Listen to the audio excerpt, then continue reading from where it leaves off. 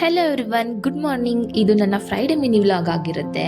ನಾನಿಲ್ಲಿ ಟಿಫನ್ನ ಮೆಂತ್ಯಬಾತ್ ಮಾಡಿದ್ದೆ. ಆಫೀಸಿಗೆ ರೆಡಿಯಾಗಿ ನಾನು ಟಿಫನ್ ಪ್ಯಾಕ್ ಮಾಡ್ಕೊತಾ ಇದ್ದೆ.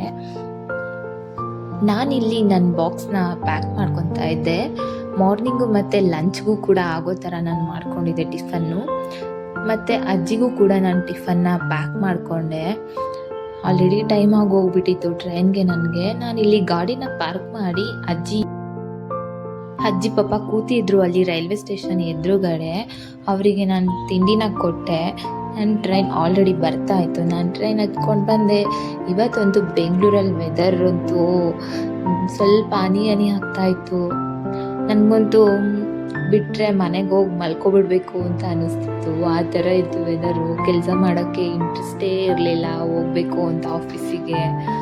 ಇನ್ನು ರೈಲ್ವೆ ಸ್ಟೇಷನಲ್ಲಿ ನಾನು ಇಟ್ಕೊಂಡು ಹೋಗ್ತಾ ಇದ್ದೆ. ಹಾಗೆ ಒಂದು ವೀಡಿಯೋನ ಕೂಡ ಮಾಡಿಕೊಂಡೆ. ಕೆಲಸ ಮಾಡೋಕ್ಕೆ ಬೋರಾಗಿ ಒಂದು ಕಾಫಿನೋ ಅಥವಾ ಟೀನೋ ಕುಡಿಯೋಣ ಅಂತ ಬಂದೆ. ಇನ್ನು ನಾವು ಒಂದು ಕಾರ್ನ ನೋಡಬೇಕಿತ್ತು. ಸೊ ಶೋರೂಮ್ಗೆ ಹೋಗಿ ನಾನು ಕೊಟೇಶನ್ ತೊಗೊಂಡು ಬರೋಣ ಅಂತ ಆಫ್ಟರ್ನೂನ್ ಹೋಗ್ತಾ ಇದ್ದೆ ಲೊಕೇಶನ್ ಹಾಕ್ಕೊಂಡು.